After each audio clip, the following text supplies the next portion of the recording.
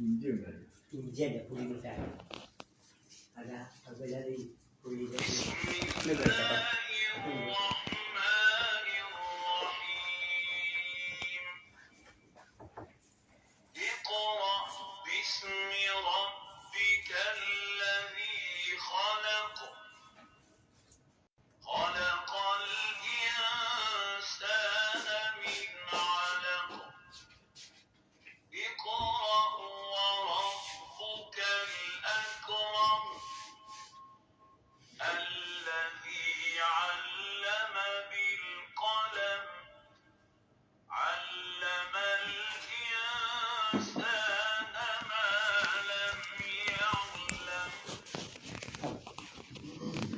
ഒന്നോദിക്കാൻ അതേപോലെ എല്ലാവരും കൂടെ أعوذ بالله من الشيطان الرجيم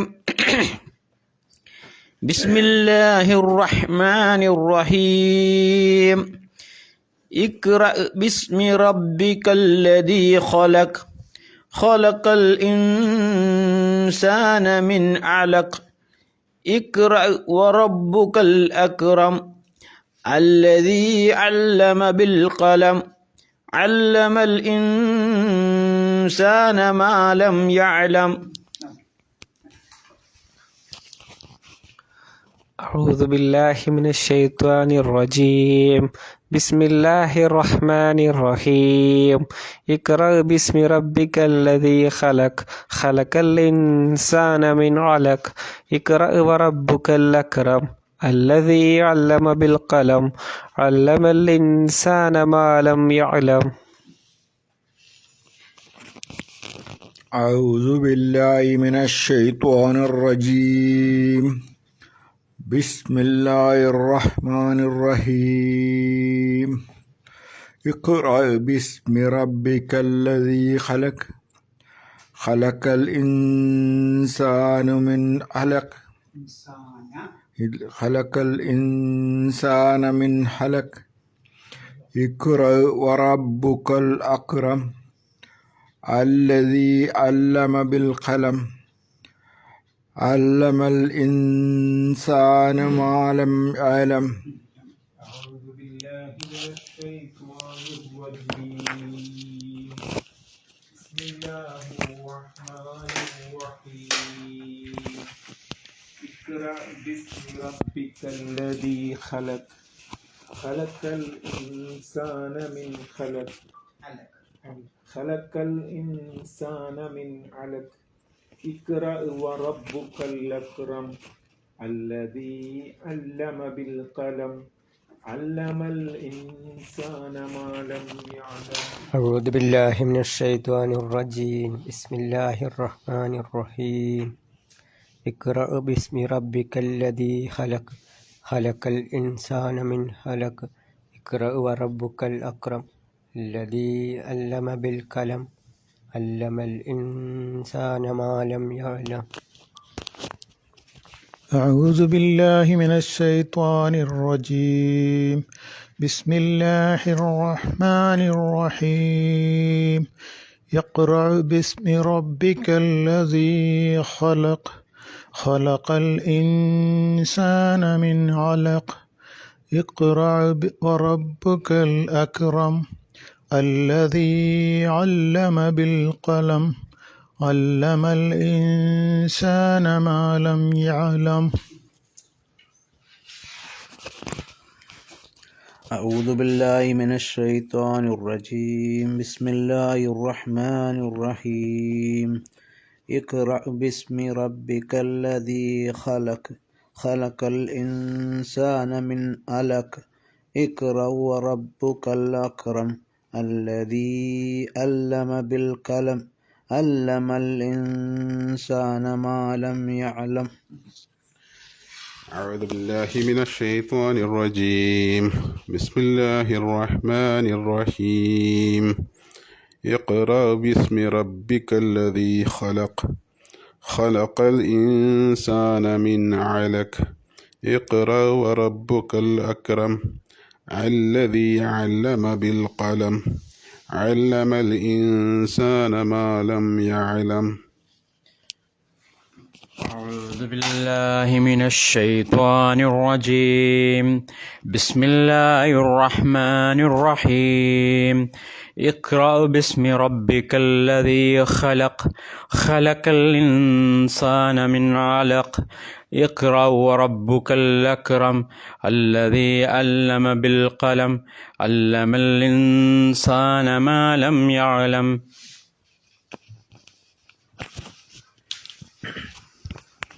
أعوذ بالله من الشيطان الرجيم. بسم الله الرحمن الرحيم. اقرأ باسم ربك الذي خلق. خلق الإنسان من علق. اقرأ وربك الأكرم الذي علم بالقلم علم الإنسان ما لم يعلم. ഇനി നിങ്ങൾ ഈ അലിഫയിൽ എത്ര എണ്ണം ഓടിച്ചോക്കിയാണ് എത്ര എണ്ണം ഉണ്ട്, ഇത് എത്ര എണ്ണം ഉണ്ട്, ഈ സാക്കിനായതുകൊണ്ട് ഇങ്ങനെ ഉണ്ടെന്നു. അതാണ് ഇപ്പം നമുക്ക് അതിൽ തെജീവിത് പഠിക്കാൻ. ആദ്യത്തത് എന്താ? ആദ്യത്തെ അക്ഷരം തന്നെ ഈ ഇതല്ലേ, ഈ അലിഫാണ്. പിന്നുള്ളതോ ഇഖ്റ, ഈ രണ്ടാമത്തതാണ് അല്ലേ. പിന്നെ ബിസ്മി, അവിടെയും ആലിഫ് ആദ്യത്തതാണ്. വസിലിൻ്റെ ഹംസ എന്നതിന് പറയാം. ഇതിന് പറയാം ഹംസത്തുൽ വസിൽ. ഇതിന് പറയുന്ന പേര് ഹംസത്തുൽ വസിൽ എന്നാണ് ഇതിന് പറയാം. ഇതിന് പറയാം ഹംസത്തുൽ ഖത്അ എന്നാണ് അറബിയിൽ പിന്നെ തജ്വീദിൽ പറയാം. ഇതിന് പറയാം നൂനുൻ സാക്കിന എന്നാണ് പറയാൻ. ഇതിനും അതേ പേര് തന്നെയാണ് പറയുന്നത്. പക്ഷേ ഇവിടെ ഒരു റസുൽ ഹാ ഉണ്ട്. അപ്പോൾ ഇതെത്ര ഉണ്ട് ഇവിടെ? ഇഖ്റയിലെ ആ പദത്തിലൊന്ന് അല്ലേ, ബിസ്മി അവിടെയും ഒന്ന്, ഇപ്പോൾ രണ്ടായി. പിന്നെ അല്ലദീ 3, പിന്നെ ഖലഖൽ ഇൻസാന അൽ ഇൻസാൻ എന്ന് പറഞ്ഞിടത്ത് 4, പിന്നെ ഇഖ്റ 5, അൽ അക്രം 6, പിന്നെ അല്ലദീ അവിടെയും 7, ബിൽ കലം അവിടെ അല്ലേ, ബിൽ കലം 8, അല്ലമൽ ഇൻസാന 9. അപ്പോൾ ഈ 9 പ്രാവശ്യം ഈ 5 ആയത്തിൽ ഇത് വന്നിട്ടുണ്ട്. 9 പ്രാവശ്യം ഇത് വന്നാൽ നമ്മൾ എന്ത് ചെയ്യണം? അതാണ് ഇപ്പോൾ നമുക്ക് പഠിക്കാനുള്ളത്. അത് വന്നാൽ എന്താ ചെയ്യേണ്ടത്? ഈ സിഗ്നൽ കണ്ടാൽ, ഈ അലിഫ് കണ്ടാൽ നമ്മൾ എന്താ ചെയ്യേണ്ടത്? കൂട്ടി ഓതുമ്പോൾ ഉച്ചാരണം ഉണ്ടാവില്ല. സെൻറ്റൻസ് കൂട്ടി ഓതുമ്പോൾ ഉച്ചാരണം ഉണ്ടാവില്ല. തുടക്കത്തിലാണെങ്കിൽ ഉച്ചാരണം ഉണ്ടാവും. ഇനി അതിലേക്ക് ഒന്നുകൂടി നോക്കി. നമ്മൾ എന്തുകൊണ്ട് ഇഖ്റ എന്ന് പറയണേ? തുടക്കമായതുകൊണ്ട്. എന്നാൽ ബിസ്മി, ബി ഇസ്മി എന്ന് പറയുന്നില്ല. എന്തേ കാരണം? അത് കൂട്ടി ഓതുന്നുണ്ടാ അല്ലേ. അപ്പോൾ കൂട്ടി ഓതുമ്പോൾ ഉച്ചാരണം ഉണ്ടാവില്ല. തുടക്കത്തിലാണെങ്കിൽ, സ്റ്റാർട്ടിങ്ങിലാണെങ്കിൽ എന്തുണ്ടാവും?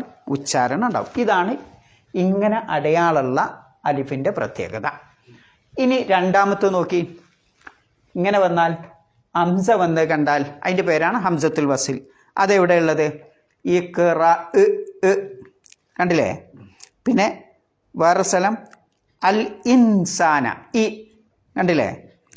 ഇഖ്റ അവിടെയുണ്ട്. അൽ അക്രം, അക്രം അ കണ്ടില്ലേ. പിന്നെ ഇവിടെ വന്നത് അത്രേ ഉള്ളൂ. അതിൽ അൽ ഇൻസാന ലാസ്റ്റ് ആയത്തിൽ. അപ്പോൾ അവിടെയൊക്കെ ഇത് കാണാം. അവിടെ ആന്നാണെങ്കിലും ഈന്നാണെങ്കിലും ഊന്നാണെങ്കിലും ഈന്നാണെങ്കിലും ശരിക്കൂടെ ഉച്ചരിക്കണം. അതുകൊണ്ടാണ് ഓതിയപ്പോൾ കേട്ടില്ല ഞങ്ങൾ കാര്യൻ്റെ ഓത്ത് ഇഖ്റ എന്ന് പറഞ്ഞിട്ടാണ് ഓതിയത്. അത് ശ്രദ്ധിക്കാനാണ് ഇപ്പോൾ ഞാൻ കേൾപ്പിച്ചത്. ഇഖ്റ എന്ന് പറഞ്ഞാൽ പോരാന്നാ, ഇഖ്റ ഉച്ചരിക്കണം. പിന്നെ ഖലഖൽ ഇൻസാന ഈ ഉച്ചരിക്കണം. പിന്നെ ഇഖ്റ അവിടെ ഉച്ചരിക്കണം. വറബ്ബുക്കൽ അക്രം അ ഉച്ചരിക്കണം. പിന്നെ അല്ലമൽ ഇൻസാന ഈ ഉച്ചരിക്കണം. അപ്പോൾ ഇതിൻ്റെ പേരാണ് ഖാത്തയിൻ്റെ ഹംസ. അത് കൂട്ടി ഓതാണെങ്കിലും അല്ലെങ്കിലും എന്ത് ചെയ്യണം? ഉച്ചരിക്കണം. ഇനി ഇത് രണ്ടും മറക്കാൻ പാടില്ല. വസിലിൻ്റെ ഹംസ, ഖാത്തയിൻ്റെ ഹംസ. ഇത് വരുന്നിടത്തുള്ള പ്രത്യേകത, ഇത് കൂട്ടി ഓതുമ്പോൾ ഉച്ചാരണം ഉണ്ടാവില്ല. ഇത് കൂട്ടി ഓതാണെങ്കിലും അല്ലെങ്കിലും ഉച്ചാരണം ഉണ്ടാവും. ഇനി നൂന് നോക്കി നിങ്ങൾ. എത്ര സൈസ് നൂനുണ്ട്? ഖലക്കൽ ഇൻസാന അവിടെ ഒരു നൂനാണ്. അത് ഈ നൂനാണോ ഈ നൂനാണോ? ഇതിന് നമ്മൾ നഗ്നമായ നൂന് എന്ന് പറയും. സാക്കിനായ നൂന് തന്നെയാണ് നഗ്നമായ നൂന്, ഒന്നുമില്ല അതിന്. ഇവിടെയോ ഈ നൂനുമ്മൽ ചെറിയൊരു അടയാളമുണ്ട്, ഒരു ഹായ് വാല് വെട്ടിവെച്ച അടയാളമുണ്ട്. അപ്പോൾ ആ രണ്ട് നൂനും വന്ന സ്ഥലം നോക്കി നിങ്ങൾ. ഒന്ന് ഇൻസാന, പിന്നെ മിൻ, അവിടെ ഇത് വന്നിട്ടുണ്ട്. ഇങ്ങനെ വന്നാൽ അതിനെന്ത് ചെയ്യണം? മിൻ വെളിവാക്കണം, ഉച്ചരിക്കണം എന്നുള്ളതിനാണ് ഇങ്ങനെ അടയാളം വരിക. അടയാളം വന്നിട്ടില്ലെങ്കിൽ അവിടെ ഒരു ഉന്നത്തുണ്ടാവും, ചെറിയൊരു മണിക്കലുണ്ടാവും. അപ്പം എങ്ങനെ ഓതണം? ഇൻസാന ഇൻസാന, അവിടെ ഇന്ന് മണിക്കും. മറ്റൊരുത്തും എന്തുണ്ടാവില്ല? മിൻ ഖലഖ് അല്ലേ? മിൻ അലക്ക്, ഖലക്കല്ല, മിൻ അലക്ക്. പിന്നെ ഇഖ്റഉ റബ്ബുക്കൽ അക്രം, അവിടെ നൂനില്ല. പിന്നെ അല്ലമൽ ഇൻസാന, അവിടെ ഇൻസാന എന്ന ശബ്ദം ഉണ്ടാവുന്ന, അത് തരിമൂക്ക് ധരിപ്പിച്ചുകൊണ്ട് തള്ളമാൻ, മരുഭൂമിയിലെ തള്ളമാൻ കുഞ്ഞു നഷ്ടപ്പെടുമ്പോൾ വിളിക്കണ ഒരു സൗണ്ടാണ് ഇത്, ആ ധരിപ്പിക്കൽ. എങ്ങനെ? ഇൻസാന എന്ന് തരിമൂക്ക് ധരിപ്പിക്കണം എന്നാ. അപ്പം ഇത് കണ്ടാൽ ചെറിയൊരു ഉന്നത്തുണ്ടാവും, ഇതോ ഉന്നത്ത് പാടില്ല. അപ്പോൾ ഇത് നാലുമാണ് ഇപ്പം നമുക്ക് അതിൽ തജ്വീദ് ആ 4-5 ആയത്തിൽ നമുക്ക് കാര്യമായിട്ടുള്ളത്. ഇനി എല്ലാവരും കൂടി ഒന്ന് ഓതി വെക്കാൻ അതേപോലെ എങ്ങനെ ആലോചിച്ചിട്ട് ഇഖ്റ.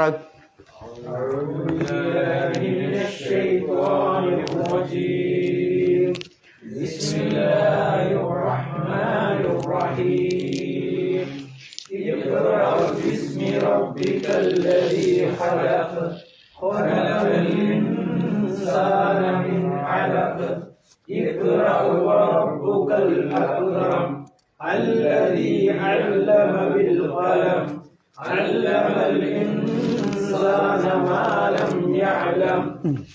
എന്തെങ്കിലും ഡൗട്ട് ഇപ്പോൾ പറഞ്ഞതിൽ എന്തുകൊണ്ടോ സംശയം? നമ്മളിങ്ങനെ പഠിക്കണതിനെ ആവർത്തിക്കണോണ്ട് നിങ്ങൾക്ക് ഉപകാരം ഉണ്ടാവും എന്ന് വിചാരിക്കണം. എന്നാ ഇനി അടുത്ത് അർത്ഥം പറഞ്ഞോളി. സൂറത്തിൻ്റെ പേര്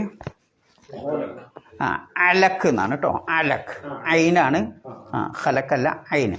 അൽ അലക്ക്, അലക്ക് എന്ന് പറഞ്ഞാൽ ഭ്രൂണം എന്നാണ് വാക്കിൻ്റെ അർത്ഥം. പിന്നെ ഇഖ്റ, ഇഖ്റ നീ വായിക്കുക എന്നതിൽ അർത്ഥം ഉണ്ട് എന്നാ. ഇഖ്റ നീ വായിക്കുക. നീ എന്ന് പറഞ്ഞുകൊണ്ട് ഉദ്ദേശിക്കുന്നത് മുഹമ്മദ് നബിയോടാണ് പറയുന്നത് അല്ലേ. ബി ഇസ്മി എന്ന് പറഞ്ഞാൽ ബിസ്മി, ബി പ്ലസ് ഇസ്മിയാണ് ഇത് ബിസ്മി ആയത്. അപ്പോൾ നാമത്തിൽ, നാമം കൊണ്ട്. റബ്ബിക നിന്റെ രക്ഷിതാവിൻ്റെ നാമത്തിൽ. അല്ലദീ ഖലഖ്, അല്ലദീ നിന്റെ രക്ഷിതാവ് ഒരുത്തനാണ്. ഖലഖ അവൻ സൃഷ്ടിച്ചിരിക്കുന്നു. അപ്പോൾ സൃഷ്ടാവായ നിന്റെ രക്ഷിതാവിൻ്റെ നാമത്തിൽ മുഹമ്മദ് നബിയെ താങ്കൾ വായിക്കുക. ഖലഖൽ ഇൻസാന അവൻ മനുഷ്യനെ സൃഷ്ടിച്ചു. മിൻ അലഖ് ഭ്രൂണത്തിൽ നിന്ന് സൃഷ്ടിച്ചു. ഇഖ്റ നബിയെ താങ്കൾ വായിക്കുക. വറബ്ബുക്കൽ അക്രം നിന്റെ രക്ഷിതാവ് അച്യുതാരനാണ്, അങ്ങേയറ്റത്തെ കരീമാണ് എന്നർത്ഥം. അല്ലദീ അല്ലമ ബിൽ ഖലം പേന കൊണ്ട് പഠിപ്പിച്ചവനാണ് നിന്റെ രക്ഷിതാവ്. അല്ലമൽ ഇൻസാന മാലം യഅലം മനുഷ്യന് അറിവില്ലാത്തത് പഠിപ്പിച്ചവനാണ് നിന്റെ രക്ഷിതാവ്. തിരിച്ചു വരിക. ആദ്യത്തെ പദം ഇഖ്റ അല്ലേ? എന്താ ഇഖ്റ? ഖറ എന്ന് പറഞ്ഞാൽ എന്താ അർത്ഥം? വായിക്കുക, വായിച്ചു എന്നല്ലേ. അതിൽ നിന്നാണ് എന്തുണ്ടാവുന്നത്? ഇഖ്റ, ഖുർആൻ എന്നൊക്കെ പറയുന്ന വാക്കുകൾ അതിൽ നിന്നാണ് ഉണ്ടാവുന്നത്. ഖറ എന്ന് പറഞ്ഞാൽ വായിക്കുക, വായിച്ചു എന്നാണ് ഒരർത്ഥം. അതിലെന്തുണ്ട്? ഇതിപ്പോൾ നബിയോടല്ലേ പറയണത്. നബി സല്ലല്ലാഹു അലൈഹി വസല്ലമക്ക് ആദ്യമായിട്ട് വഹയിറങ്ങിയ വിശുദ്ധ ഖുർആനിലെ സൂറത്താണ് ഇഖ്റ എന്നുള്ള ആദ്യത്തെ പദവുമാണ് അല്ലേ. ആ ഗുഹയിൽ വെച്ചിട്ട് ആദ്യമായിട്ട് നബി സല്ലല്ലാഹു അലൈഹി വസല്ലമക്ക് ജിബ്രീൽ കൊണ്ടുവന്ന് കൊടുത്ത വചനങ്ങളാണ് ഈ 5 വചനങ്ങൾ. അതിൽ ഒന്നാമത്തെ പദം തന്നെ എന്താ? ഇഖ്റ. അപ്പോൾ നബിയോടത് വായിക്കാൻ പറയുമ്പോൾ നബിക്ക് വായന അറിയോ? ഇല്ല. പ്രവാചകനെ സംബന്ധിച്ചിടത്തോളം വായന പ്രവാചകന് അറിയില്ല. പിന്നെ അറിയാത്തൊരാളോട് എങ്ങനെ? ഇപ്പം നിങ്ങളടുത്തൊരു പുസ്തകം എന്നിട്ട് വായിക്ക് ഞങ്ങൾ വായിക്കും ഇല്ലേ, വായന അറിയുന്ന ആളാണെങ്കിൽ. ഇനിയിപ്പോൾ അല്ലെങ്കിൽ പുസ്തകമൊന്നുമില്ല, ഇല്ലെങ്കിൽ നിങ്ങൾ എവിടുന്നാ വായിക്കുക? നിങ്ങളുടെ മനസ്സിലുള്ള മനഃപ്പാഠമാക്കിയൊരു കാര്യം നിങ്ങൾ വായിക്കും. ഇത് മനഃപ്പാഠമാക്കിയിട്ടില്ല, മനസ്സിലിട്ടില്ലാനും. അങ്ങനെയുള്ള നബിയോട് വായിക്കാൻ വേണ്ടിയുള്ള ആഹ്വാനം ചെയ്യുമ്പോൾ അതിൻ്റെ അർത്ഥം എന്താ? നബിയെ, താങ്കൾ അള്ളാഹുവിൻ്റെ അനുഗ്രഹത്താൽ ഈ വിശുദ്ധ ഖുർആൻ പാരായണം ചെയ്യുന്നവനാകും, ഒരു കാരി ആകും, ഒരു താലി ഒരു പാരായണം ചെയ്യുന്ന ആളാവാനുള്ള ആഹ്വാനമാണ്, അറിയിപ്പാണ് ഇഖ്റ എന്ന് പറഞ്ഞതിലുള്ള ഒരു ആശയം. അതുകൊണ്ടാണ് മുഹമ്മദ് നബിയെ സംബന്ധിച്ചിടത്തോളം മാ കുൻത തത്ലു മിൻ ഖബ്ലിഹി മിൻ കിതാബിൻ, ഒരു വേദഗ്രന്ഥത്തെപ്പറ്റിയും നബി സല്ലല്ലാഹു അലൈഹി വസല്ലം പാരായണം ചെയ്തിട്ടില്ല.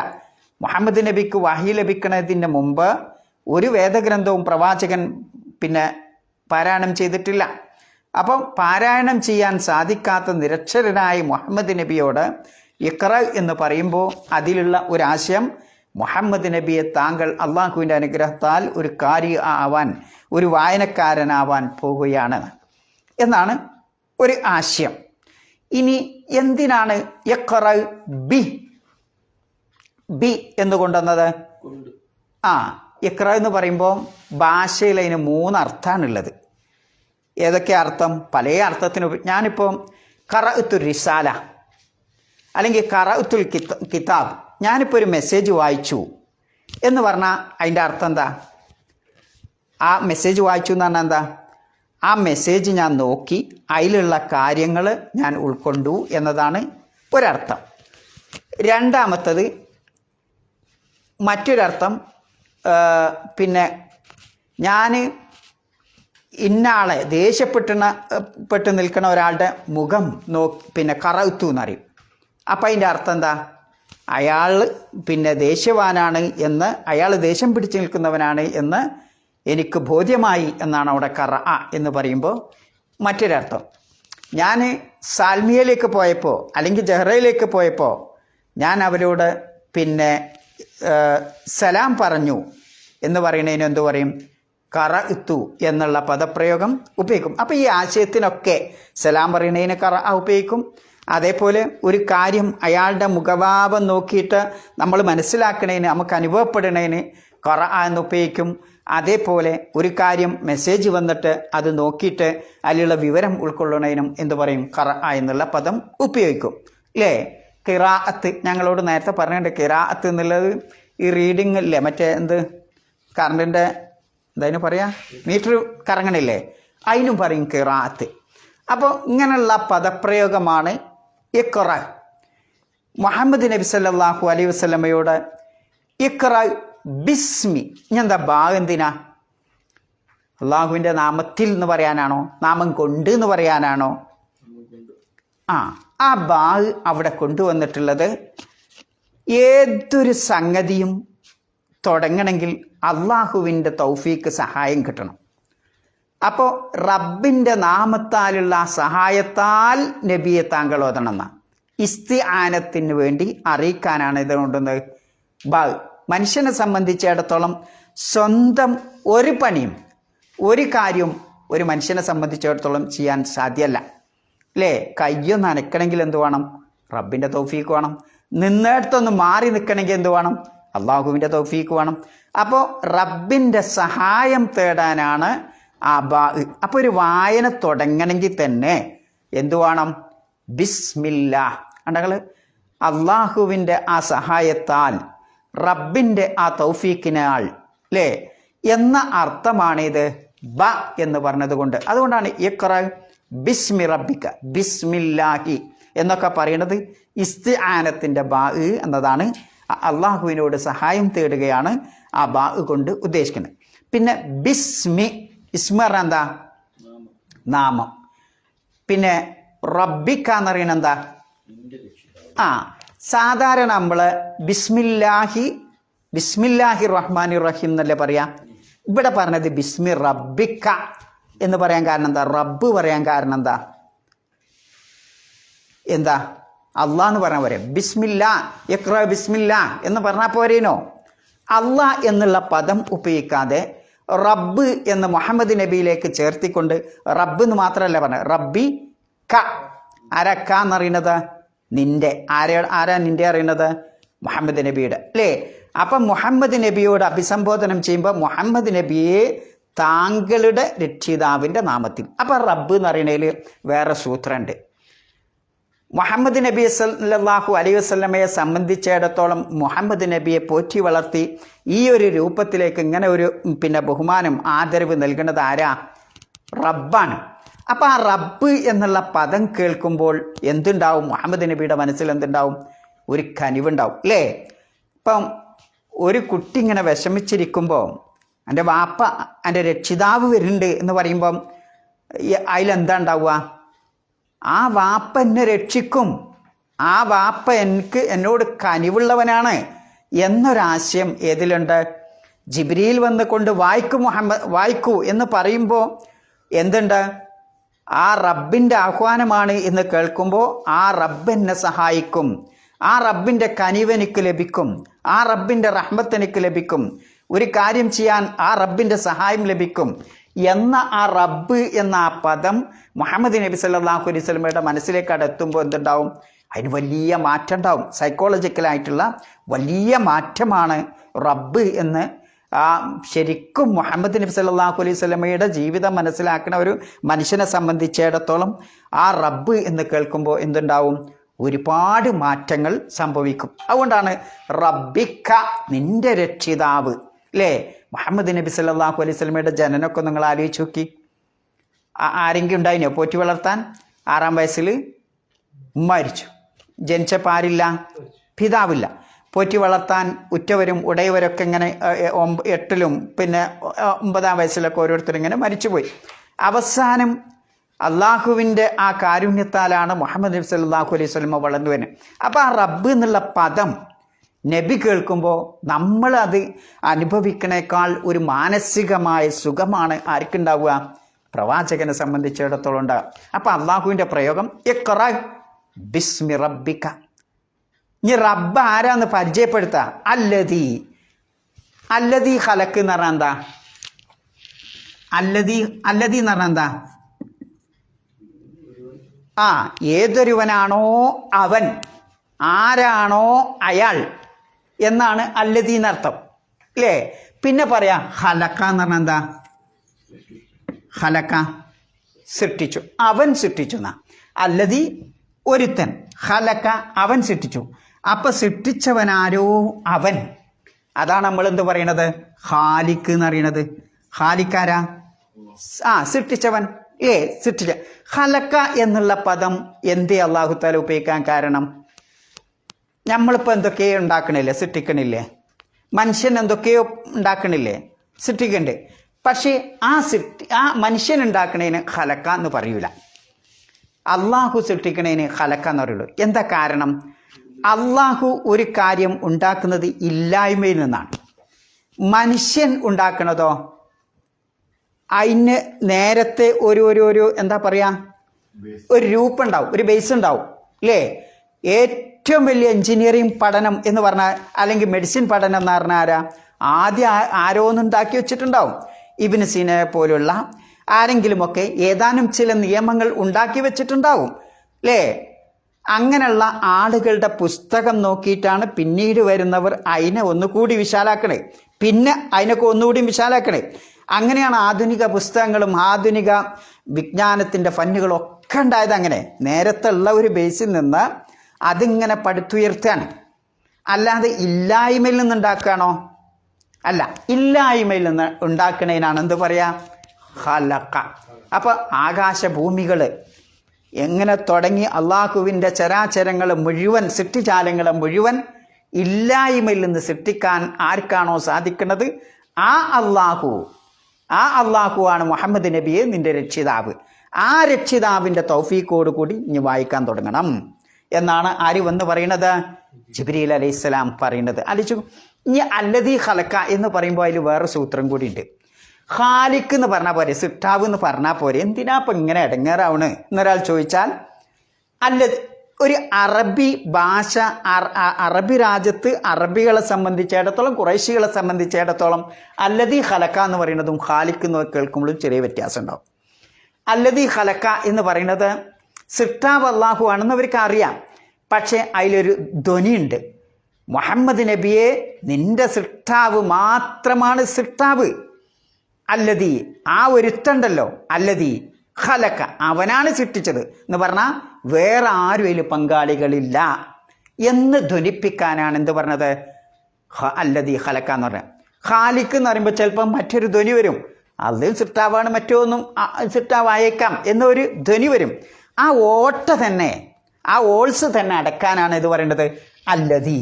നമ്മൾ ചില കുപ്പിക്ക് പിന്നെ മൂടിയിടുന്നുണ്ട് ഞങ്ങൾ, വെളിച്ചെണ്ണയൊക്കെ പാരം എങ്ങനെയായിട്ട് ഉണ്ടാവുക, ആ ഡബ്ബ എങ്ങനെ ഉണ്ടാവുക, ആദ്യം ഒരു മൂടിയിടും, എന്നിട്ട് അതിൻ്റെ ടോപ്പ് പിന്നിടും അല്ലേ? എന്തിനാണത്? എന്തിനാടണത്?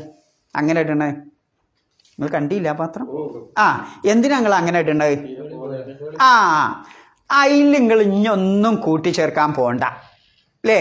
സൃഷ്ടിപ്പ് എന്ന കാര്യം അള്ളാഹുവിന് മാത്രം അവകാശപ്പെടണം. അതിൽ നിങ്ങളൊന്നും അവിടെ കൂട്ടിച്ചേർക്കണ്ട, അതിലുള്ള നിങ്ങൾ എടുത്ത് കളയും വേണ്ട. അതിനാണ് നമ്മൾ 2 ടോപ്പ് ഇടുന്നത്. ഇതേപോലെ അല്ലദീ, ആ ഒരുത്തനുണ്ടല്ലോ, മുഹമ്മദ് നബിയെ നിന്റെ റബ്ബായ രക്ഷിതാവായ ആ ഒരുത്തനുണ്ടല്ലോ, ഖലഖ, അവനാണ് സൃഷ്ടിച്ചത് എന്ന് പറയുമ്പോൾ 2 ടോപ്പ് ഇടുന്ന പോലെ, പിന്നെ ഒന്നും അങ്ങോട്ടും പോല, അതിലുള്ള ഇങ്ങോട്ടും നിങ്ങൾക്ക് ഒഴിക്കാനും പറ്റുക. അപ്പോൾ സൃഷ്ടിപ്പ് അള്ളാഹുവിന് മാത്രമാണ് എന്ന ആശയം കൊടുക്കാനാണ് ഇത്. അപ്പം നിങ്ങൾ ആലോചിച്ച് നോക്കി, ഓരോ പദത്തിൻ്റെ പിന്നിലുള്ള ഇതുവരെ ഇപ്പം നമ്മൾ പഠിച്ചതൊക്കെ പദപ്രയോഗങ്ങളാണ് അല്ലേ, ഭാഷാർത്ഥമാണ്. അപ്പോൾ ഇഖ്റ ബിസ്മി റബ്ബിക്കല്ലദീ ഖലഖ്. ഇനി നിങ്ങൾ ഒന്നുകൂടി റിവേഴ്സ് എടുത്ത് പിന്നിലേക്ക് തന്നെ വരാം. മുഹമ്മദ് നബി സല്ലല്ലാഹു അലൈഹി വസല്ലമയെ സംബന്ധിച്ചിടത്തോളം ഈ ആയത്ത് എപ്പോഴാണ് ഇറങ്ങണത്? നബി സല്ലല്ലാഹു അലൈഹി വസല്ലം അതിനു മുമ്പ് ഇറാ ഗുഹയിൽ പോയി ഭജനം ഇരിക്കാറുണ്ടായിരുന്നു എന്നൊക്കെ ചരിത്രം നമുക്കറിയാം അല്ലേ? അവിടെ ഇത്തിക്കാഫ് ഇരിക്കാറുണ്ട്, അവിടെ ഒരു ഭജനം ഇരിക്കാറുണ്ടായിരുന്നു അല്ലേ? അങ്ങനെ നബി സല്ലല്ലാഹു അലൈഹി വസല്ലം വെറുതെ അവിടെ ഇങ്ങനെ പോയിരിക്കണു അല്ല, മറിച്ച് അള്ളാഹുവിൻ്റെ സൃഷ്ടിപ്പിൻ്റെ ആ കാര്യത്തെപ്പറ്റി, ഈ ജഗത്തെപ്പറ്റി, അഥവാ അള്ളാഹുവിൻ്റെ മലക്കൂത്തു സമാവാത്തിനെ പറ്റിയൊക്കെ ഇങ്ങനെ നബി സല്ലല്ലാഹു അലൈഹി വസല്ലം ചിന്തിച്ചുകൊണ്ടിരിക്കും, ആലോചിച്ചുകൊണ്ടിരിക്കും. അങ്ങനെ ചിന്താകുലനായി ഇരിക്കണ ഒരു രംഗമാണ് അത്.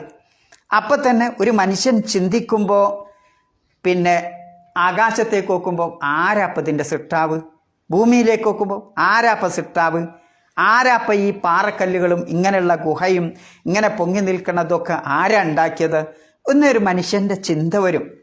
അങ്ങനെ റബ്ബിലേക്ക് എത്തും. അപ്പം ആ റബ്ബുമായിട്ടുള്ള അങ്ങേയറ്റത്തെ സ്നേഹം അങ്ങോട്ടുണ്ടാവും.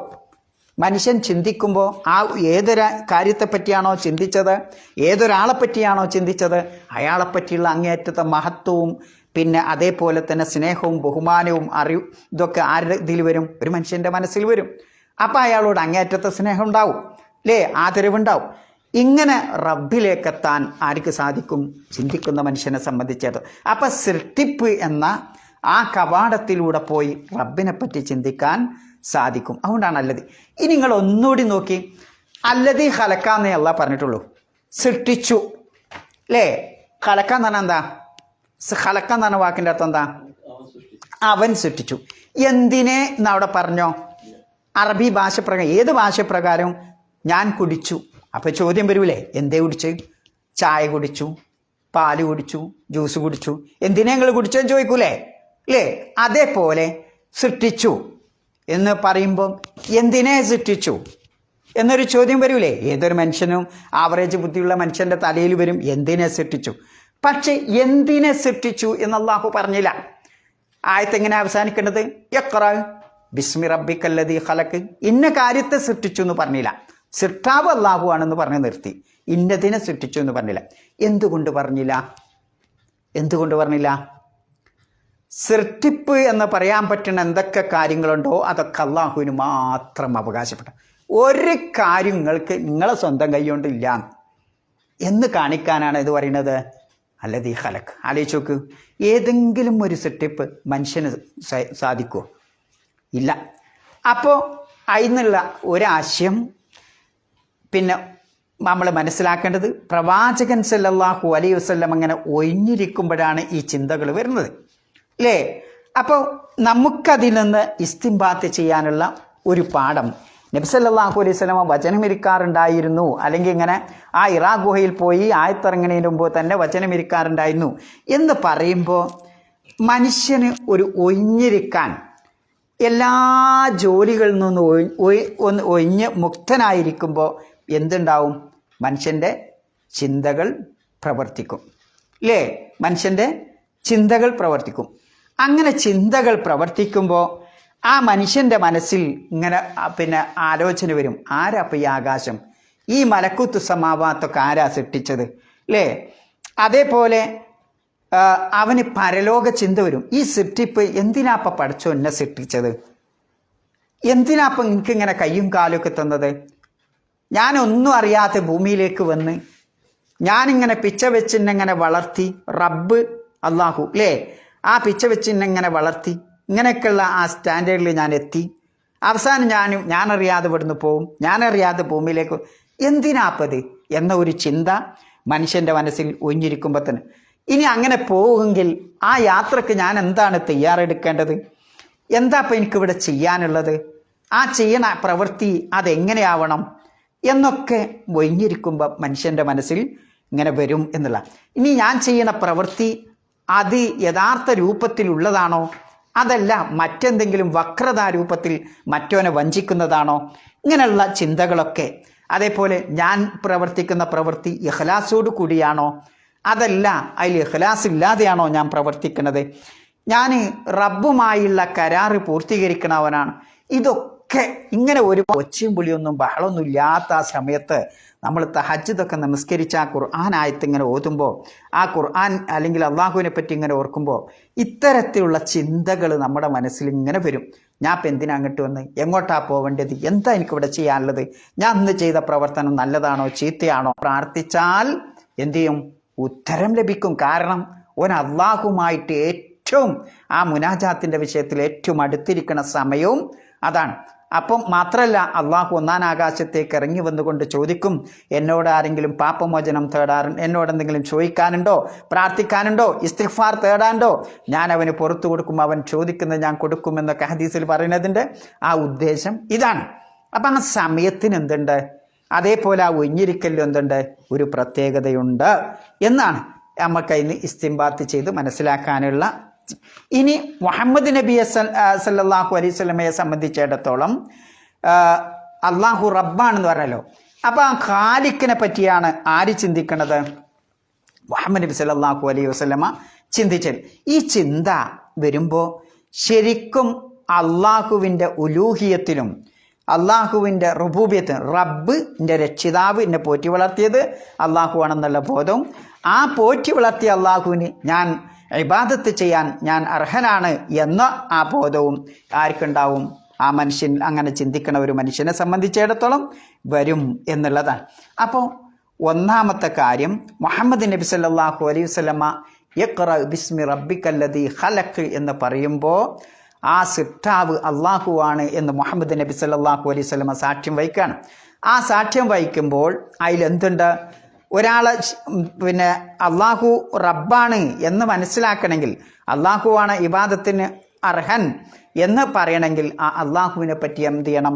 മനസ്സിലാക്കണം, അല്ലേ? ആ മനസ്സിലാക്കുമ്പോഴാണ്, ആ മനസ്സിലാക്കൽ എങ്ങനെ വരിക? അള്ളാഹുവിൻ്റെ സൃഷ്ടിജാലങ്ങളെ പറ്റി ചിന്തിക്കുമ്പോഴാണ്. അപ്പോൾ ശരിക്കും അള്ളാഹുവിനെ പറ്റി മനസ്സിലാക്കുമ്പോഴേ എൻ്റെ രക്ഷിതാവ് അള്ളാഹുവാണെന്ന് നമുക്ക് ശരിക്കും ബോധ്യം ഉണ്ടാവുള്ളൂ എന്നുള്ളതാണ്. പിന്നെ ഒന്നുകൂടി അങ്ങോട്ട് പോയാൽ, ആരാപ്പം എനിക്ക് ജീവൻ നൽകിയത്? ആ ജീവിക്കാനുള്ള മാർഗം, വെള്ളം, വായു, ഇങ്ങനെ തുടങ്ങി എണ്ണിയാൽ ഒതുങ്ങാത്ത ഈ അനുഗ്രഹങ്ങളൊക്കെ നൽകിയത് ആരാണ്? അല്ലേ? അതേപോലെ ഈ ഭൂമി ഇതേപോലെ വിധാനിച്ചത് ആരാണ്? ഈ ഭൂമിയിലെങ്ങാനും വായില്ലെങ്കിൽ എന്തായിരിക്കും എൻ്റെ അവസ്ഥ? ഇങ്ങനെയൊക്കെ ചിന്തിക്കണ മനുഷ്യനെ സംബന്ധിച്ചിടത്തോളം ശരിക്കും അള്ളാഹുവിനെ കണ്ടെത്താൻ സാധിക്കും, അള്ളാഹുവിൻ്റെ മഹത്വം മനസ്സിലാക്കാൻ സാധിക്കും. അതുകൊണ്ടാണ് ഇഖ്റ ബിസ്മി റബ്ബിക്കല്ലദീ ഖലഖ്, അള്ളാഹു ഖാലിഖു കുല്ലി ഷൈഇൻ, എല്ലാ സൃഷ്ടിച്ചതും എല്ലാത്തിൻ്റെയും സൃഷ്ടാവ് അള്ളാഹു ആണെന്നവന് ബോധ്യം വരും. വഹു അലാ കുല്ലി ഷൈഇൻ വക്കീൽ, എല്ലാ കാര്യവും അവനിൽ ഭരമേൽപ്പിക്കണം എന്ന സമയത്ത് അവന് ബോധം വരും എന്നുള്ളതാണ്. ആലോചിച്ച് നോക്കുങ്ങൾ. ഇനി അല്ലദീ ഖലക്ക് നമ്മൾ പറഞ്ഞില്ലേ, അതിൽ ആ സൂത്രം നമ്മൾ പറഞ്ഞ് ഒരു കാര്യം നമ്മളൊക്കെ ഏറ്റെടുക്കുകയാണെങ്കിൽ എന്തുണ്ടാവും? ഒരു കാര്യം ഇപ്പം ഞാൻ ഉത്തരവാദിത്വം ഏറ്റെടുത്താൽ എന്നെ സഹായിക്കാൻ ആരൊക്കെ ഉണ്ടാവും? കുറേ അസിസ്റ്റൻറ്റുമാരുണ്ടാവില്ലേ? അല്ലേ? ദുനിയാവിലെ അവസ്ഥ അങ്ങനെയാണ്. എന്നാൽ അതുകൊണ്ടാണ് അല്ലാഹു തആല എന്ത് പറഞ്ഞത്? അല്ലദീ ഖലക്ക്. ഒരു അസിസ്റ്റൻറ്റും ഒരു സഹായിയും ഈ കാര്യത്തിലില്ല കേട്ടോ. അതുകൊണ്ടാണ് ഇഖ്റ ബിസ്മി റബ്ബിക്കല്ലദീ ഖലക്ക്, അല്ലദീ ഖലക്ക് എന്ന് പറഞ്ഞെടുത്ത് ഒരു സഹായിയും എൻ്റെ ഈ ഉത്തരവാദിത്തമിൽ നിങ്ങൾക്ക് വേണ്ട സഹായം തരാനും നിങ്ങൾക്ക് വേണ്ട വായു, വെള്ളം തുടങ്ങി അന്നപാനീയങ്ങളൊക്കെ തരാൻ ഒരാളുടെയും ഹെൽപ്പ് എന്നെ സംബന്ധിച്ചിടത്തോളം ആവശ്യമില്ല. അതില്ലാതെ തന്നെ സൃഷ്ടിച്ചതാണ് എന്ന് അങ്ങനെയുള്ള സൃഷ്ടാവാണ് എന്ന് കാണിക്കാനാണ് അല്ലാഹു സുബ്ഹാനഹു വ തആല അല്ലദീ ഖലക്ക് എന്ന് പറയുന്നത്. അതുകൊണ്ടാണ് ഇത് പറഞ്ഞവിടെ തന്നെ കാണാം, മാലഹും മിൻ ദൂനിഹി മിൻ വലിയൻ വലാ യുശ്രികു ഫീ ഹുക്മിഹി അഹദ. അള്ളാഹുവിന് പുറമെ അള്ളാഹ്ക്ക് യാതൊരു വലിയുമില്ല, അല്ലേ?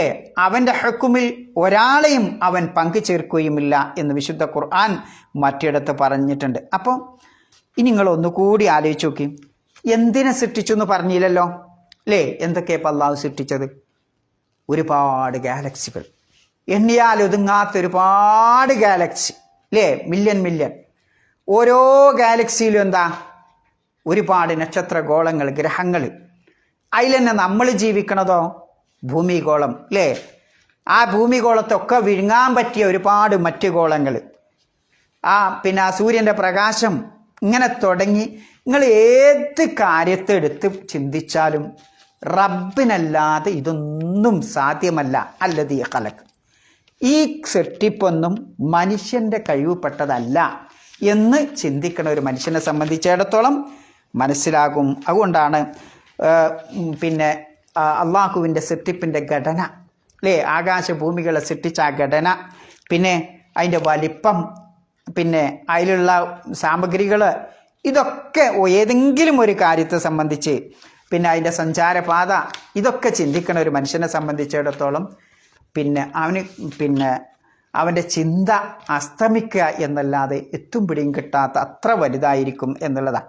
അതുകൊണ്ടാണ് അള്ളാഹു ഇന്നതിനെ സൃഷ്ടിച്ചു എന്ന് പറയാതെ നിങ്ങൾ ഏതൊരു കാര്യത്തെ പറ്റി ചിന്തിച്ചാലും, നിങ്ങളെ മുന്നിൽ രാവിലെ വരുന്ന ആ സുപ്രയിൽ വരുന്ന ആ ഭക്ഷണത്തെ പറ്റിയാണ് നിങ്ങൾ ചിന്തിക്കണമെങ്കിലും, നിങ്ങൾ കുടിക്കുന്ന വെള്ളത്തെ പറ്റിയാണ് ചിന്തിക്കണമെങ്കിലും, അതിലൊക്കെ അള്ളാഹുവിൻ്റെ ആയത്തുകളാണത്.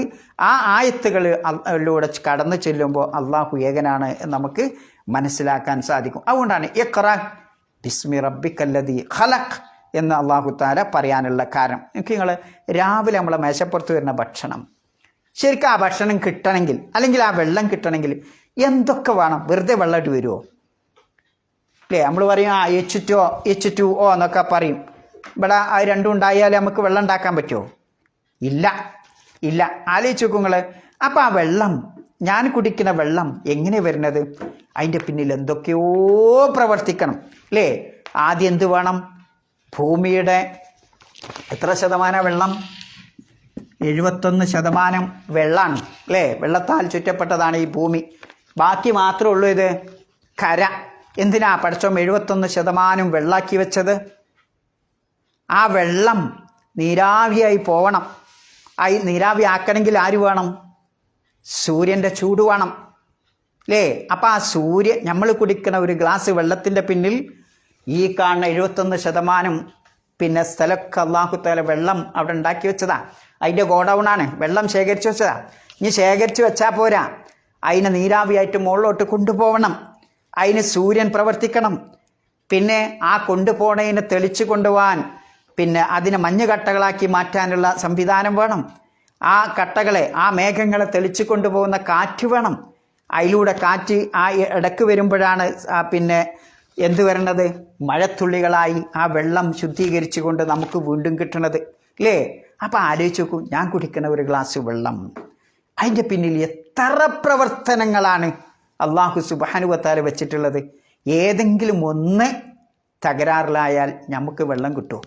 ഞാൻ ആലോചിക്ക്, കുവൈത്തിൽ നല്ല കണ്ടമാനം പണമുണ്ട്, സപ്പോസ് ഒരുപാട് സമ്പത്തുണ്ട്, പക്ഷേ കുവൈത്ത് മുഴുക്കെ വെള്ളമില്ലെങ്കിൽ ഞാനും നിങ്ങളും ഇവിടെ നിൽക്കുമോ? ആലോചിക്ക്. വേണ്ട. കുവൈത്തിലെ വായു, ഞാനും നിങ്ങളും ശ്വസിക്കുന്ന വായു, എന്തോ ഒരു മലിനീകരണം അതിൽ അകപ്പെട്ടിട്ടുണ്ട് എന്ന് മനസ്സിലാക്കി ഞാനും നിങ്ങളും ഇവിടെ നിൽക്കുമോ? മനുഷ്യരുണ്ടാവും ഇവിടെ? ഉണ്ടാവില്ല. തിരഞ്ഞെടുക്കൂല, നമ്മൾ സെലക്ട് ചെയ്യൂല അവിടെ ജീവിക്കാൻ. എന്തേ കാരണം? അപ്പോൾ ഇതൊക്കെ നമുക്കിവിടെ ജീവിക്കാനുള്ള സംവിധാനങ്ങളൊക്കെ സൃഷ്ടിച്ച, അതുകൊണ്ടാണ് അള്ളാഹു തആല ഇന്നേന് സൃഷ്ടിച്ചു എന്ന് പറയാതെ ഓരോ മനുഷ്യൻ്റെയും ചിന്തകൾ പോകുന്ന ഒരുപാട് മേഖലകളുണ്ടാവും. ചിലവർ ഗാലക്സി ആയിരിക്കും, ചിലവർ നമ്മൾ ജീവിക്കുന്ന ഭൂമിയായിരിക്കും, ചിലവർ നിസ്സാര കാര്യമായിരിക്കും, നമ്മൾ കഴിക്കുന്ന ഒരു ചോറ്റുരുളയായിരിക്കും, അല്ലെങ്കിൽ ഒരു ഗ്ലാസ് വെള്ളത്തെ പറ്റിയായിരിക്കും, അല്ലെങ്കിൽ ഒരു തലമുടിയെ പറ്റിയായിരിക്കും, അല്ലെങ്കിൽ മനുഷ്യൻ എങ്ങനെ ഇവിടെ ഉണ്ടായത് എന്നതിനെ സംബന്ധിച്ചായിരിക്കും. ഇങ്ങനെ ഓരോ മനുഷ്യൻ്റെയും ചിന്തകൾ പോകുന്നത് വ്യത്യസ്ത മേഖലകളിലൂടെ ആയിരിക്കും. അതുകൊണ്ടാണ് അള്ളാഹു തആല എന്ത് പറഞ്ഞത്? ഖലഖ എന്നതിൻ്റെ ഒബ്ജക്റ്റ് പറയാതെ പോയത്, അഥവാ മഫ്ഊലുൻ ബി പറയാതെ പോയതിൻ്റെ കാരണം അതാ. സൃഷ്ടിച്ചു എന്ന് പറഞ്ഞ് നിർത്തിക്കൊണ്ട് ഇന്നേനെ സൃഷ്ടിച്ചു എന്ന് പറയാതെ അത് ഓരോരുത്തർക്കും അള്ളാഹു തആല വിട്ടുകൊടുക്കുക. ഒക്കെ എങ്ങനെ കണക്കാക്കുന്നത് ആലോചിച്ചു നിങ്ങൾ. അപ്പം അതൊക്കെ ചിന്തിക്കുന്ന ഒരു മനുഷ്യനെ സംബന്ധിച്ചിടത്തോളം, ഇനി ആ കടലിൽ ജീവിക്കുന്ന മത്സ്യങ്ങളെ പറ്റി ഒന്ന് ആലോചിച്ച് നോക്കി. നമ്മൾക്കിപ്പോൾ എത്ര മത്സ്യങ്ങളെ പറ്റി അറിയാം? നമുക്ക് തിന്നാൻ പറ്റുന്ന മത്സ്യമൊക്കെ നമുക്കറിയും, അല്ലേ? അതാണ് അറിയാം. എന്നാൽ കടലിൻ്റെ ആഴിയിലേക്ക് ചെല്ലുമ്പോൾ അവിടെ എന്താ ശരിക്ക്? കുറേ അങ്ങ് ചെല്ലുമ്പോൾ എന്തുണ്ടാവും? ഇരുട്ടുണ്ടാവും. ഇരുട്ടായാൽ പിന്നെ എങ്ങനെ ഈ മത്സ്യങ്ങൾ അവിടെ സഞ്ചരിക്കുക? ഓൽക്ക് അവിടെ കറണ്ട് ഉണ്ട്? അവിടെ ആരെങ്കിലും അല്ലാഹു തആല അവിടെ പ്രത്യേകം വെളിച്ചം കൊടുത്തണോ? കടലിൻ്റെ ആഴിയിൽ ആ ഇരുട്ടിൽ ജീവിക്കുന്ന മത്സ്യങ്ങളില്ലേ, അള്ളാഹ് അവർക്ക് പ്രത്യേകം ലൈറ്റ് അദ്ദേഹത്തിൻ്റെ പുറത്ത് ഒരു കറണ്ട് വാസ് ചെയ്യുന്നത് പോലെ അതിൻ്റെ പുറത്തൊരു പ്രത്യേകം പ്രകാശം ഉണ്ടാവുന്ന, ഈ പ്രകാശം അടിക്കണ 30 മീറ്റർ വരെ ആയിട്ടൊക്കെ ഇങ്ങനെ കാണാൻ പറ്റുന്ന. ആലോചിച്ച് നോക്ക് നിങ്ങൾ, അള്ളാഹ് സൃഷ്ടിച്ചത്. അപ്പം കടലിൻ്റെ ആഴിയിൽ ജീവിക്കണ മത്സ്യങ്ങൾ അവർക്ക് അല്ലാഹു തആല സൃഷ്ടിച്ചപ്പോൾ തന്നെ ഈ ലൈറ്റ് കൊടുത്തേക്കുക. ആ ലൈറ്റിലാണ് അവർ ഇത്രയും 30 മീറ്ററൊക്കെ ഇങ്ങനെ യാത്ര ചെയ്യുന്നത്. പിന്നെ അത് പ്രകാശിക്കുമ്പോൾ അടുത്ത 30 എന്ന് പറഞ്ഞാൽ ഒരു സ്ഥലത്ത് അവർ നിന്നാൽ അടുത്ത 30 മീറ്റർ വരെ സഞ്ചരിക്കാൻ ആ വെളിച്ചെത്തും. ആ രൂപത്തിലുള്ള മത്സ്യങ്ങളുണ്ട്. ആലോചിക്കൂ. മറ്റു രൂപത്തിൽ നിങ്ങൾ ചട്ടിയിൽ വെച്ച പൂ പോലെയുള്ള മത്സ്യം ഉണ്ടാവും കടലിൻ്റെ ആഴിയിൽ. എന്തിനാ അല്ലാഹു തആല ഉണ്ടാക്കി കൊടുത്തത്? ചിലപ്പോൾ അതിനെ ആക്രമിക്കാൻ വേണ്ടി വരും. ഈ ലൈറ്റുള്ള മത്സ്യം അതിന് മറ്റൊരു ആൾ ആക്രമിക്കാൻ വരുമ്പോൾ എന്താവും? ഈ ലൈറ്റാട് കൊടുക്കും, അപ്പോൾ അതിന് കാണൂല. ആലോചിച്ച് നിങ്ങൾ. അതേപോലെ ഈ പൂച്ചട്ടി പോലുള്ള ഇങ്ങനെ വിടർത്തിക്കൊണ്ടുള്ള ചില മത്സ്യങ്ങളൊക്കെ കടലിൻ്റെ അടിയിൽ കാണാം. എന്തിനാ അല്ലാഹു തആല അതിനങ്ങനെ സൃഷ്ടിച്ചത്? അത് ഭയങ്കര പരിശായിരിക്കും. അപ്പോൾ പരിശാവുമ്പം മറ്റേ ജീവി വിചാരിക്കും എനിക്കിതിനെ തിന്നാൻ പറ്റില്ല, അതെന്തോ പൂച്ചട്ടിയാണെന്ന് വിചാരിച്ച് അങ്ങനെ പോകും. ഇങ്ങനെ റബ്ബിൻ്റെ ഏതേത് സൃഷ്ടി, ഏത് ലോകത്താണോ നിങ്ങൾ ജീവിക്കണത്, നിങ്ങൾ ജോലി ചെയ്യണ ആ സംഗതിനെ പറ്റി പഠിക്കുമ്പോൾ എന്തു ചെയ്യും? അള്ളാഹുവിനെ കണ്ടെത്താൻ പറ്റും. ഇഖ്റ ബിസ്മി റബ്ബിക്കല്ലദീ ഖലഖ്, ഇന്നേനെ സൃഷ്ടിച്ചു എന്ന് അള്ളാഹു സുബ്ഹാനഹു വ തആല പറഞ്ഞില്ല എന്നുള്ളതാണ്. ഇനി ഈ രൂപത്തിൽ നിങ്ങൾ ഏത് കാര്യത്തെ സംബന്ധിച്ച് ചിന്തിച്ചാലും അവിടേക്ക് എന്തുണ്ടാവും? ഈ ഒരു ഹിക്മത്ത് കാണാൻ സാധിക്കും. ഇനി നമ്മളെ മുമ്പിലുള്ള ചില ജീവികളെ കണ്ടില്ലേ? മൃഗങ്ങൾ അല്ലേ? എന്തൊക്കെ? പോത്ത്, ആട്, ഒട്ടകം, ഇങ്ങനെയുള്ള മൃഗങ്ങളില്ലേ? ഹൈവാനാത്തില്ലേ? എന്താ എങ്ങനെ ഭക്ഷണം കഴിക്കുക? ഭക്ഷണം കഴിക്കുക ചിന്തിച്ചിട്ടുണ്ട് നിങ്ങൾ എപ്പോഴെങ്കിലും? ഒരു തൊടുവിലേക്ക് ആ മൃഗങ്ങളെ കൊണ്ടുപോയേക്കാം. ആ മൃഗങ്ങൾ എന്താ ചെയ്യുക? വേഗം അതിൻ്റെ ഗോഡൗൺ പള്ളയാണ് നടക്കും. അവിടെ ചമക്കാനും ഇരിക്കാനൊന്നും പറ്റില്ല. കുറച്ചൊക്കെ എടുത്ത് നമ്മൾ ചവിട്ടി റെഡിയാക്കണേക്ക് വേഗം അതിൻ്റെ കൊട്ടയിലടാക്കും. എന്നിട്ട് ഈറ്റത് ദഹിപ്പിക്കണത് എങ്ങനെ ദഹിപ്പിക്കണത്? പിന്നെ ഇങ്ങോട്ട് വീഴും. ഒരു ഫുട്ബോൾ രൂപത്തിലുള്ള കട്ട ആ വയറ്റിൻ്റെ അകത്തുനിന്നോട്ട് വരും. അതിങ്ങനെ ചമച്ച് രാത്രിയൊക്കെ ഉറങ്ങുമ്പോൾ ഇങ്ങനെ ആ സമയത്ത് ഫ്രീ ആയി നിൽക്കുന്ന സമയത്തൊക്കെ ആ ചമച്ച് വീണ്ടും അത് ഇറക്കണം. എന്നാൽ മനുഷ്യൻ അങ്ങനെ അടുത്ത് തിന്നാലോ എന്തുണ്ടാവും? അടുത്ത അമേരിക്കക്ക് വേഗം കൊണ്ടുപോകേണ്ടി വരും, അല്ലേ? ഓപ്പറേഷൻ ചെയ്യേണ്ടി വരും. ആലോചിച്ച് നോക്കൂ. നമ്മൾ സാവധാനം, അള്ളാഹു നൽകിയ ആ സാവധാനം ആ പല്ലുകൊണ്ട് കടിച്ച് ചമച്ച് അതൊക്കെ നല്ല ശരിയാക്കിയതിന് ശേഷം അകത്തേക്ക് അടുത്തുള്ളൂ. മൃഗങ്ങളോ അങ്ങനെയില്ല. നോക്കി നിങ്ങൾ, എന്തിനാ പടച്ചോൻ അതിനെ സൃഷ്ടിച്ച്? പടച്ചോനറിയാം മനുഷ്യന്മാർ ഇതിന് 1 മണിക്കൂർ 2 മണിക്കൂറേ അതിന് തീറ്റ കൊടുക്കുള്ളൂ, അപ്പം നിറച്ച് വെക്കണം. എന്നാൽ മനുഷ്യരോ അങ്ങനെയല്ല, മനുഷ്യർക്ക് ഇഷ്ടമുണ്ടാകും പോലും എന്തോളൂ അല്ലേ? രണ്ടും വ്യത്യാസമുണ്ട്. ആലോചിച്ച് നോക്കൂ നിങ്ങൾ. അള്ളാഹുവിൻ്റെ സൃഷ്ടിപ്പിനെ പറ്റി ചിന്തിക്കുന്ന ഒരു മനുഷ്യനെ സംബന്ധിച്ചിടത്തോളം റബ്ബിൻ്റെ അപാരമായ കഴിവ്, ആ കുദറത്ത്, മഹത്വം മനസ്സിലാക്കാൻ സാധിക്കും. ഇഖ്റ ബിസ്മി റബ്ബിക്കല്ലദീ ഖലഖ് എന്ന് അവിടെയും പറയണത് കാണാൻ സാധിക്കും. ഇനി ഒരുപാട് ഇങ്ങനെ മനുഷ്യൻ്റെ ചിന്തകൾ ഏതൊക്കെ മേഖലയിലൂടെ ഇങ്ങനെ പാറിപ്പറന്ന് പോകുന്നവോ അവിടെയൊക്കെ സൃഷ്ടിക്കണ ഒരു മനുഷ്യനെ അവിടെയൊക്കെ ചിന്തിക്കുന്ന ഒരു മനുഷ്യനെ സംബന്ധിച്ചിടത്തോളം ഓന് മനസ്സിലാവും റബ്ബിൻ്റെ സൃഷ്ടിപ്പിൽ യാതൊരു പോരായ്മയില്ല.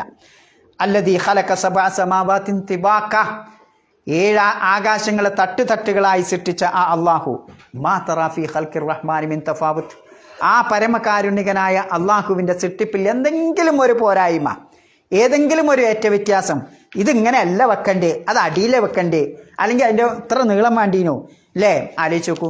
ഈ കണ്ണ് ഇവിടെ അല്ല വെക്കണ്ടേ, കണ്ണ് മുകളിലാണ് വെക്കണ്ടേ എന്നൊരു ചിന്തകൻ ചിന്തിച്ചാൽ എങ്ങനെ ഉണ്ടാവും? ആലോചിച്ച് നോക്കി നിങ്ങൾ അല്ലേ?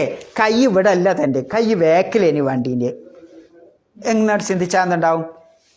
ആലോചിച്ച് നോക്കൂ നിങ്ങൾ. അപ്പോൾ എത്ര ഫിറ്റായ സ്ഥലത്താണ് റബ്ബ് തമ്പുരാൻ നമുക്ക് കണ്ണ് നൽകിയത്. ഇനി ഒരു കണ്ണാണെങ്കിലോ എന്തായിരിക്കും അവസ്ഥ? നമുക്ക് 2 കണ്ണുണ്ടാകുമ്പോൾ എത്ര ദൂരം നമുക്ക് കാണാൻ പറ്റുള്ളൂ. ഒരു കണ്ണാകുമ്പോൾ അത്ര ദൂരം കാണാൻ പറ്റില്ല. സൈഡും അതേപോലെ തന്നെ അല്ലേ? 2 ചെവി എന്തിനാ പഠിച്ചത്? ഒരു ചെവി പോരേന്, എന്തിനാ അപ്പോൾ ഇത് 2 എണ്ണം ഫിറ്റ് ചെയ്തത്?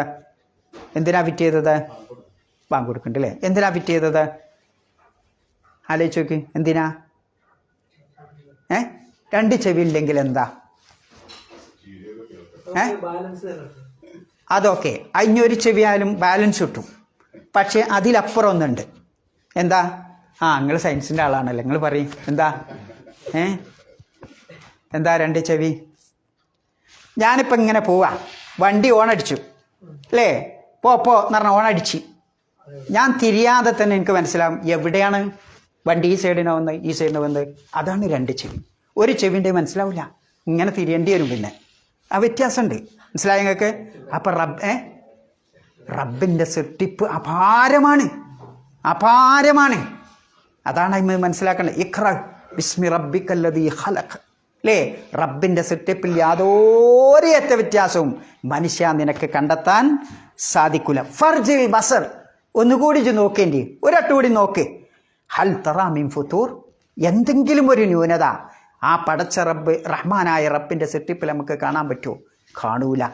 ആ അള്ളാഹുവിൻ്റെ മഹത്വം, ആ റബ്ബിൻ്റെ കുദറത്ത് ചിന്തിക്കുന്ന ഒരു മനുഷ്യനായിട്ട് മനസ്സിലാക്കുമ്പോൾ ആ റബ്ബിനോടുണ്ടാകുന്ന സ്നേഹം എത്രമാത്രമായിരിക്കും.